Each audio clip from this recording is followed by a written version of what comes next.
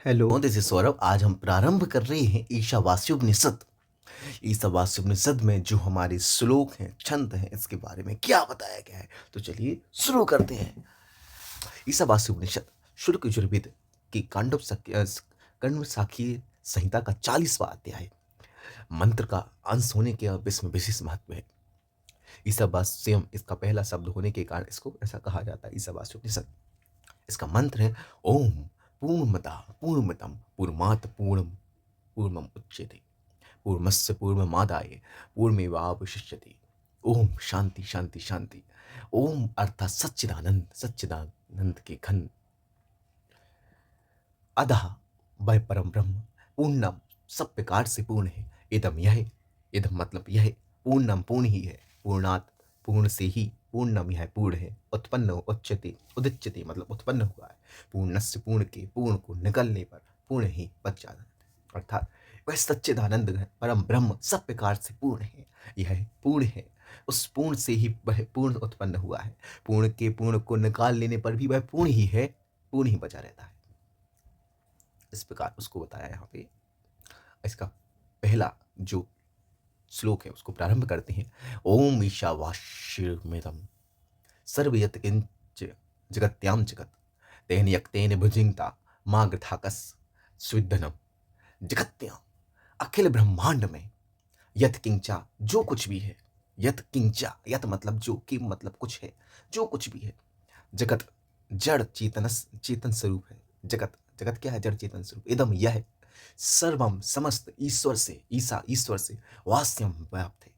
तेन उस ईश्वर के साथ रखे हुए, यक्तेन त्याग पूर्वक, भुजंगता भोगते हुए हो।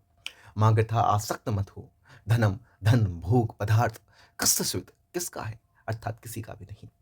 संक्षिप्त में अखिल ब्रह्मांड में जो कुछ भी है जड़ चेतन स्वरूप जगत है, यह समस्त ईश्वर से व्याप्त है। उस ईश्वर को साथ रखते हुए त्याग कर पूर्वक भोगते रहो, आसक्त मत हो। धन भोग के पदार्थ किसका है, अर्थात किसी का भी नहीं।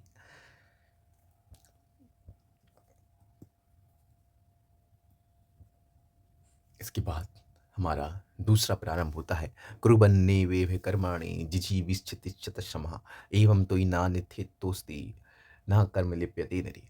इस जगत में कर्मणाणी यानी शास्त्र नियत कर्मों को कुर्बन करते हुए एव ही शतम समा 100 वर्ष तक जीने की इच्छा करनी चाहिए। इस प्रकार कर्म किए जाने वाले कर्म मनुष्य में लिप्त नहीं होंगे। इसे अन्यथा अन्य प्रकार मार्ग नहीं है। इसमें कहा जा रहा है कि इस जगत में शास्त्र नियत कर्मों को करते हुए ही 100 वर्ष तक जीने की इच्छा करनी चाहिए। इस प्रकार किए जाने वाले कर्म तुझे मनुष्य को लिप्त नहीं होंगे, इससे अन्य कोई प्रकार का मार्ग नहीं है। तीसरा, इसमें बताया जा रहा है कि इस प्रकार कर्म फल जन्म बंधन से मुक्त होने के निश्चित मार्ग का निर्देश करके अब इसके विपरीत मार्ग पर चलने वाले मनुष्यों की गति का वर्णन करते हैं। क्या करते हैं? विपरीत मार्ग पर जो चल रहा होगा ना, उसकी गति का वर्णन करते हैं। कहते हैं कि आसूर्या नाम ते लोका अंधेन तमसामृतः तांस्ते प्रीत्या विगच्छन्ति ये के चात्महनो जना। आसूया, असुरों के नाम प्रसिद्ध लोका, नाना प्रकार की योनियों एवं नरक लोक हैं। वे सभी अज्ञान दुख क्लेश महान अंधकार से आच्छादित हैं। एक इच्छा जो कोई भी, एक इच्छा जो कोई भी, एक इच्छा जो कोई भी आत्मा की हत्या करने वाले मनुष्य को, आत्मा की हत्या करने वाले मनुष्य हों, वे मरकर उन्हीं भयंकर लोकों में बार बार व्याप्त होंगे।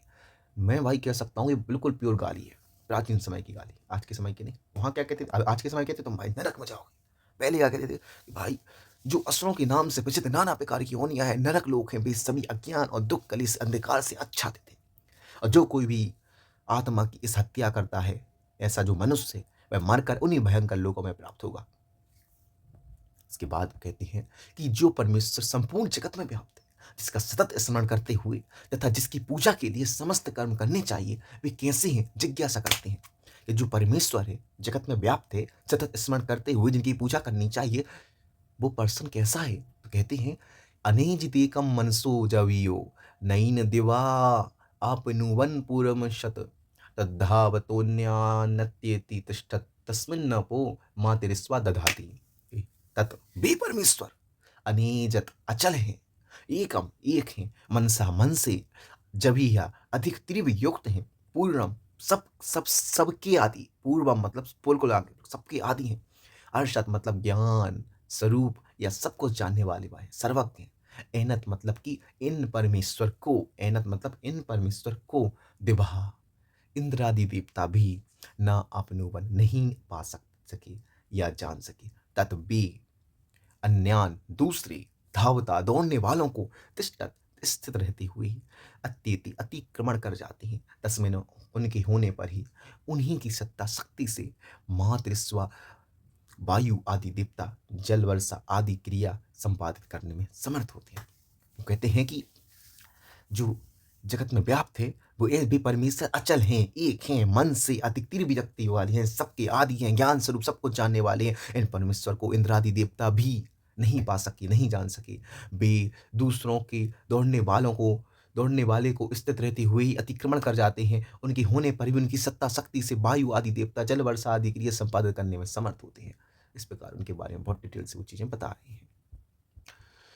फिर क्या है, आगे वो बताते हैं कि अब परमेश्वर की अचिंत्य शक्तिमत्ता और व्यापकता के प्रकार अंत में पुनः वर्णन करते हैं कि वो अचिंत्य शक्तिमत्ता कहते हैं कि तदे जति तन्न जति तद दूरे तदुदंतिके तदंतरस्य सर्वस्य तदु सर्वस्य वाहिता, कि तत् बे ये जाति चलते हैं, बेना ही जाति नहीं चलते हैं। तत् बे दूर से भी दूर है, बे अत्यंत समीप है, बे इस समस्त जगत के भीतर परिपूर्ण है, वे इस समस्त जगत के ऊपर भी है, बाहर भी है।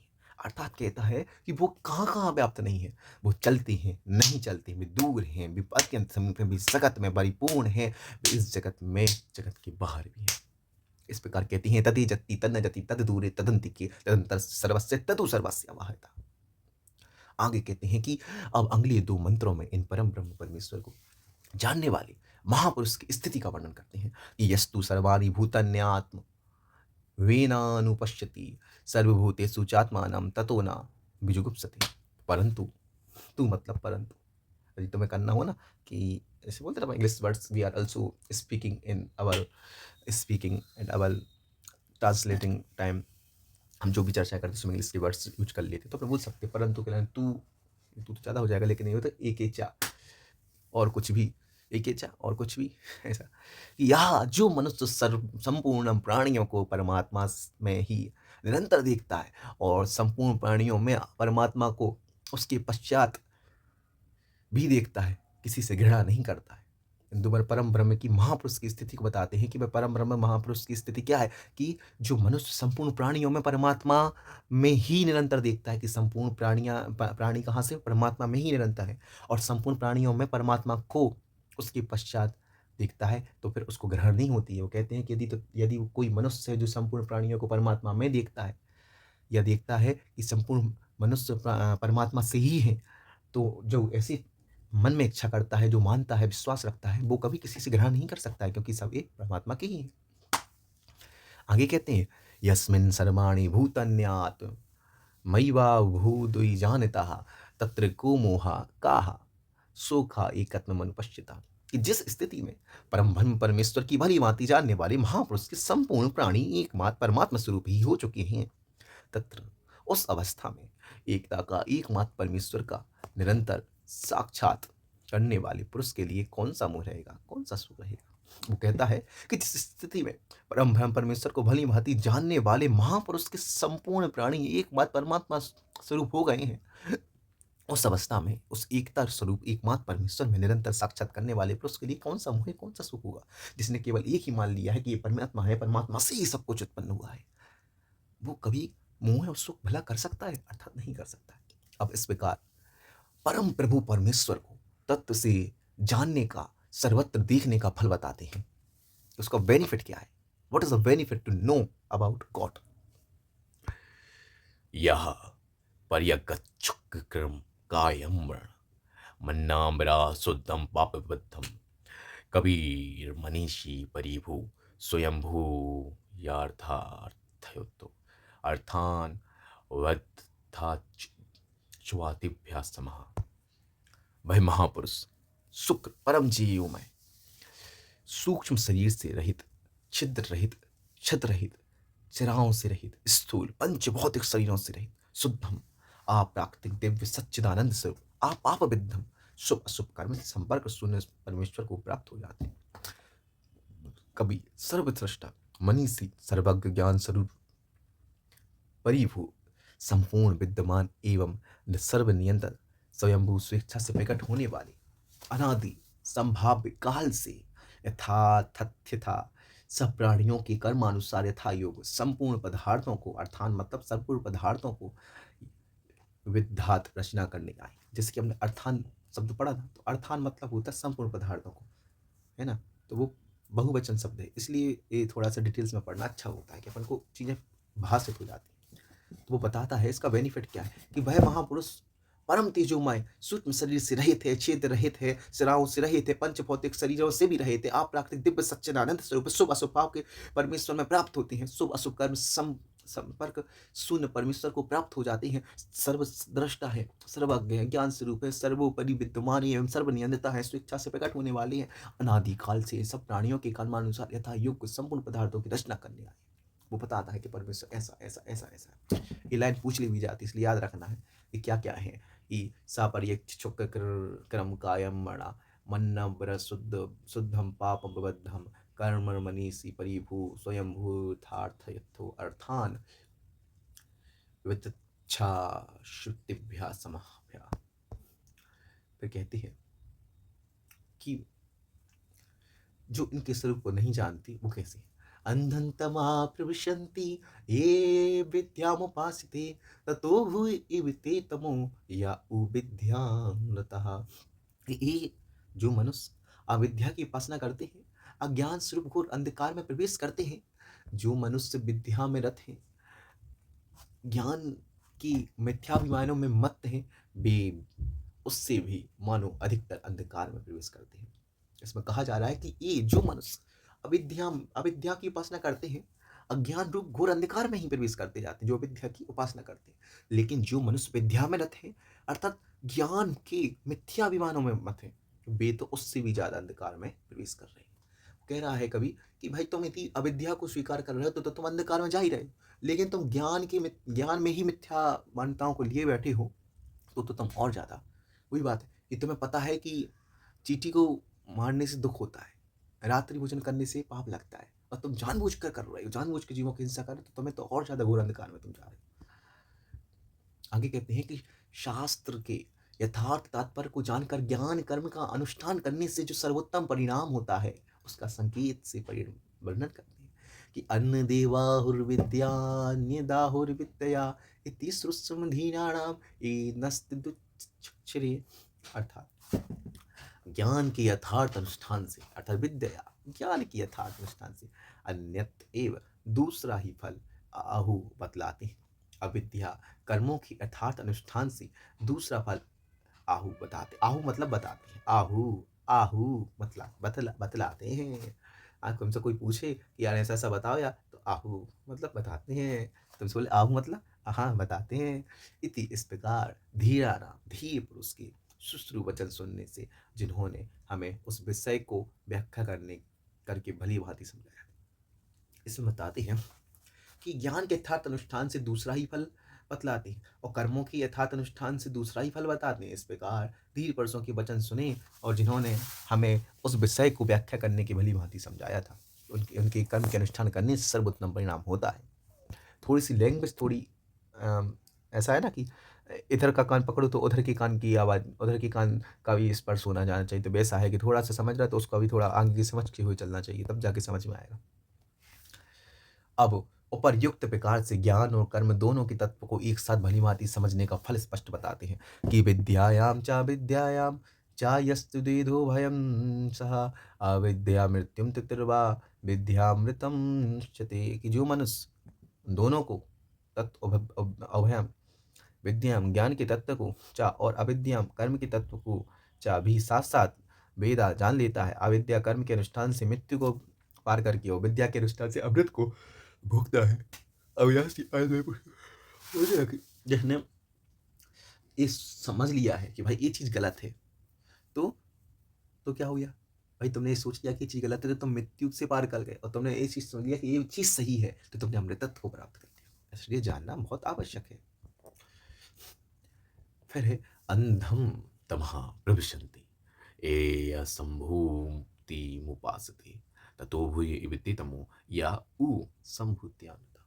कि ये जो मनुष्य विनाशील देव पितर मनुष्य आदि की उपासना करते हैं, वे ज्ञान रूप घोर अंधकार में प्रवेश करते हैं, और जो अविनाशी परमेश्वर में रथ हैं, उसकी उपासना की मिथ्याभिमान में मत है, वे उनसे भी ज्यादा मानो अधिकतर अंधकार में। भूया मानो अधिकतर, एव मतलब समझ रहे, एव उपमान अलंकार मानो वाली चीज है। तो भूया मतलब और, एव तमह अंधकार में, संभूत्या मतलब अविनाशी परमेश्वर, संभूत्या। वो कह रहे हैं कि जो विनाशशील देव हैं, पितर हैं, मनुष्य, उनकी उपासना करते हैं तो वे तो ज्ञान में जा ही रहे हैं। लेकिन जो अविनाशी जो परमेश्वर उनकी स्वरूप में मिथ्याभिमान में मत हैं, वे तो उससे भी ज्यादा अंधकार में जा रहे हैं। कि अंधम तमः प्रविशन्ति ये अशंभूति उपासते ततो भूये वित्ते तमो या संभूति अमृता। फिर कहते हैं कि शास्त्र की यथार्थ तात्पर्य को समझकर संभूति असंभूति की उपासना करने से सर्वोत्तम परिणाम होता है। वो कहते हैं कि अन्य देवाहु संभूत अन्य दाहुर संभवात इति सुश्रुमधीराणाम ये नस्तुच्चक्षणे। अविनाशी ब्रह्म की उपासना से अन्य एवं दूसरा ही फल बतलाते हैं, और असंभव अविनाशील देवताओं की वजह से दूसरा फल बताते हैं। इस प्रकार धीराराम धीर पुरुषों को सुनने से जिन्होंने हमें की व्याख्या करने को नहीं समझा, बस वही बात है, इनको जानो इनसे भली बात समझ जाओगे। अब बताते हैं कि उपर्युक्त प्रकार से संभूति अब दोनों के तत्व को एक साथ भली भांति समझने का फल बताते हैं कि संभूतिं च विनाशं च यस्तेदो भयं सह विनाशेन मृत्युम तितिर्वा नहीं लिखा, तितिर्वा, हाँ, संभूत्यामृतम शते, संभूत्यामृतम ते श्नुते। जो मनुष्य दोनों को अविनाशी और विनाशील देवता को साथ साथ जान लेता है, विनाशील देवता की उपासना से मृत्यु को पार कर जाता है, तितरवा मतलब पार कर जाता है, संभूत्या मतलब अविनाशी देवता की उपासना से अमृत को भोग लेता है। तो इसके पूर्ण वाले में क्या कहा था, एक बार फिर से देख लेते हैं कि जो अविनाशी ब्रह्म की उपासना से दूसरा ही फल बतलाते हैं, अविनाशील मनुष्यों की उपासना से दूसरा ही फल बताते हैं। इस प्रकार धीर पुरुषों की वचन सुने हैं, जिन्होंने हमें उस तत्व की व्याख्या के लिए भली भांति समझाया है। ठीक है, फिर कहते हैं कि परमेश्वर की उपासना करने वाले को परमेश्वर की प्राप्ति होती है, यह कहा गया है। अतः भगवान के भक्तों को अंत काल में परमेश्वर से उसकी प्राप्ति के लिए किस प्रकार की प्रार्थना करनी चाहिए, जिस इस जिज्ञासा कहते हैं। हिरण्येन पात्रेण सत्यास्यापि हितं सुखं तत्त्वं पुष्णं पारुनु सत्यधाराय दृष्टये। कि पोषण वे सबका भरण पोषण करने वाले परमेश्वर सत्य सत्य स्वरूप आप परमेश्वर सर्वेश्वर का मृत्युम श्रीमुख हिरण्य ज्योतिर्मय सूर्यमंडल रूप पात्र मतलब पात्र से ढका हुआ है। आपकी भक्ति रूप सत्य धर्म का अनुष्ठान करने वाले मुझको आपके दर्शन करने के लिए उस आवरण को आप हटा लीजिए। क्या कहा गया है कि परमेश्वर की उपासना करने वाले को परमेश्वर की प्राप्ति होती है, और अंत काल में परमेश्वर की प्राप्ति के लिए प्रार्थना करनी चाहिए। कि जिसने हमारा भरण पोषण करने वाले जो परमेश्वर है, वो सत्य स्वरूप आपका सर्वेश्वर का श्रीमुख ज्योतिर्मय सूर्य मंडल रूप पात्र से ढका हुआ है। आपकी भक्ति रूप सत्य धर्म का अनुष्ठान करने वाले मुझ जैसे लोगों को आपके दर्शन कराने के लिए उस आवरण को आप हटा दीजिए। देख लो, भक्त इस प्रकार प्रार्थना करेंगे, हे भगवान, आप अखिल ब्रह्मांड के पोषक हैं, आपसे ही सबको पुष्टि प्राप्त होती है, आपकी भक्ति ही सत्य धर्म है, मैं उनमें लगा हुआ हूँ, अतएव मेरी पुष्टि मेरे मनोरथ की पूर्ति है, आप अवश्य करेंगे। आपका दिव्य श्रीमुख सच्चिदानंद स्वरूप प्रकाशमय सूर्यमंडल की चमचमाती हुई ज्योतिर्मय यवनिका से आवृत है। मैं आपका निवारण सत प्रत्यक्ष दर्शन करना चाहता हूँ, अतएव आपके पास पहुंचकर आपका निवारण दर्शन करने में बाधा देने वाले जितने भी जो भी आवरण प्रबंधक हों, उन सबको मेरे लिए आप हटा लीजिए, अपने सच्चिदानंद स्वरूप को प्रत्यक्ष रूप से प्रकट कीजिए। आप कहते हैं कि पुष इसको पढ़ लेते हैं पहले कि पुष्णेन कर्षे यमः सूर्य प्रजा पथ व्यूहार रश्मिन समूह तेजो यत्ते रूपम कल्याणतमं यतत्ते पश्यामि योषावशौ पुरुषः सोऽहमस्मि। हे भक्तों का पोषण करने वाले एक अर्थ से एक ज्ञान स्वरूप, हे सबके नियंता, हे भक्तों या ज्ञानियों की परम लक्ष्य रूप, हे प्रजापति के प्रिय, इन रश्मियों को एकत्रित कीजिए या हटा लीजिए, इस तेज को समेट लीजिए या अपने तेज में मिला लीजिए, जो आपका अतिशय कल्याणमय दिव्य स्वरूप है। उस आपके दिव्य स्वरूप को मैं आपकी कृपा से ध्यान के द्वारा देख लूँ। यह जो वह परम पुरुष है, मैं वही हूँ। इस प्रकार से वो कहते हैं आगे कि वायुर्निमलम मृतम थेदम भस्मांत शरीरम ओक्रातो उक्रतो स्मृकृता स्मृकृतो स्मृकृतर स्मर, कि अब ही प्राण और इंद्रियां अविनाशी समष्टि वायु तत्व में प्रविष्ट हो जाए, यह स्थूल शरीर भस्मांतम अग्नि में जलकर भस्म हो जाए। हे सच्चिदानंद स्वरूप यज्ञमय भगवान, स्मरण करें मेरे द्वारा किए गए कर्मों का स्मरण करें। हे यज्ञमय भगवान, मेरे द्वारा किए गए कर्मों का स्मरण करें, स्मरण करें, स्मरण करें।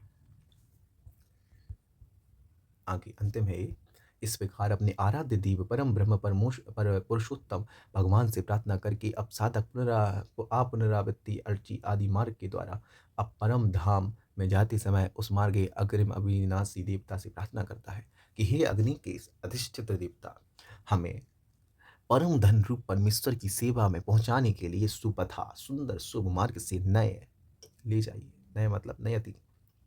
हे देव, संपूर्ण कर्मों को जानने वाले हमारे इस मार्ग में प्रबंधक एन जो पाप हो, यु योधि दूर कर दीजिए।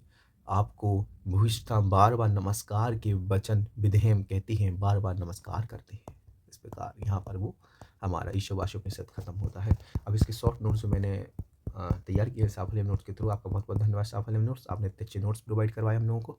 और यदि आपको यूट्यूब पे भी कुछ पढ़ना है वीडियोस, आपको लगता है कि कहाँ से कंटेंट प्राप्त करें, तो आप, मैंने यहाँ पे लिंक ऐड कर दी थी, तो आपको ये जो वीडियो मिलेगी सब भैया की, ये काफ़ी सुंदर पढ़ाती है ईशावास्योपनिषद, तो ये आप वहाँ से पढ़ सकते हैं। काफ़ी सुंदर कंटेंट भी है उसका, है ना, तो वहाँ से आप देख सकते हैं। बाकी ईशावास्योपनिषद के 40 अध्याय के रूप में विद्यमान है। उपनिषद में एकमात्र मंत्रोपनिषद है। इसकी संहिता मंत्रों में यजुर्वेद के 40 अध्याय से प्राप्त किया गया है और काफ़ी सुंदर सुंदर इसमें चर्चाएँ भी हैं, तो उसके बारे में हम देख लेते हैं बाद में। अभी तो मैं इसकी स्क्रीन पे दिखा रहा हूँ ताकि आप वॉच करके देखते रहें इसको। सुक्तियाँ देख लेते हैं, 4 ही हैं तो ही कि तैन यक्तैन भुंजिंगता अम्माग्रथा कस्य धनम, कि त्याग भाव से तू अपना पालन कर, किसी के धन की इच्छा ना कर। कुर्वन्नेव कर्माणि जिजीविच्छितम समा, इस लोक में कम करते हुए 100 वर्ष जीने की इच्छा करें। विद्यामृतम नश्यते, विद्या से अमृतत्व की प्राप्ति ही लेता है, अमृतत्व प्राप्त होता है। संभूत्यामृतम नश्यते, कि असंभूति के द्वारा अमृतत्व प्राप्त कर लेता है। असंभूति मतलब कि प्रकृति लय रूप से जो होता है उसे। इस प्रकार हमारे यहाँ पर ईशावास्योपनिषद जो हमने पढ़ा वो संक्षिप्त में खत्म होगा। Thank you.